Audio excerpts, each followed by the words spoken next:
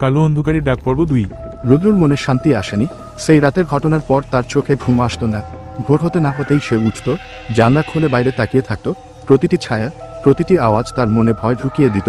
গ্রামের মানুষরা তার দিকে কৌতূহলী দৃষ্টিতে তাকাত। কেউ কেউ ফিসফিস করে বলতো, উই বাবু নাকি ভূত দেখেছে। কেউ আবার বলতো, ওকে বেশি দিনে গ্রামে থাকতে দেওয়া ঠিক হবে না। কিন্তু রুদ্র বুঝতে পারল সে একা নয়। গ্রামে আরও মানুষ সেই বাঁশির সুর শুনেছে, তবে বেশিরভাগ মানুষই ভয়ে কাউকে কিছু বলে না।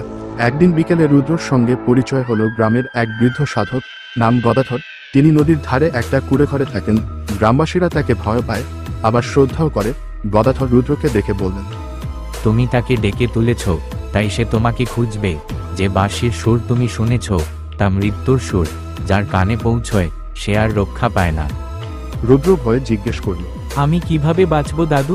গদাধর দীর্ঘশ্বাস ফেলে বললেন, তার আত্মা বন্দি আছে জঙ্গলের ভেতরে। কয়েকশো বছর আগে এই গ্রামে এক নববধূকে অন্যায়ভাবে হত্যা করা হয়েছিল। সেই অভিশাপের ছায়া এখনো কাটেনি। রাত হলে সে ফিরে আসে, লণ্ঠনের আলো দেখিয়ে মানুষকে ডেকে নিয়ে যায়, তারপর আর কেউ ফেরে না। রুদ্রর গা শিউরে উঠল। তাহলে আমিও কি মরব? গদাধর চোখ বন্ধ করে কিছুক্ষণ চুপ করে রইলেন, তারপর বললেন, মৃত্যুর ছায়া তোমার চারপাশে ঘোরাফেরা করছে। তুমি যদি সত্য জানতে চাও, তবে তার কবর খুঁজে বের করতে হবে, সেই কবর যেখানে আজও কেউ পা রাখে না। রুদ্রর মনে এক অদ্ভুত কৌতূহল জাগলো। সে ঠিক করলো, ভয় পেলেও সে সত্যিটা খুঁজে বের করবে।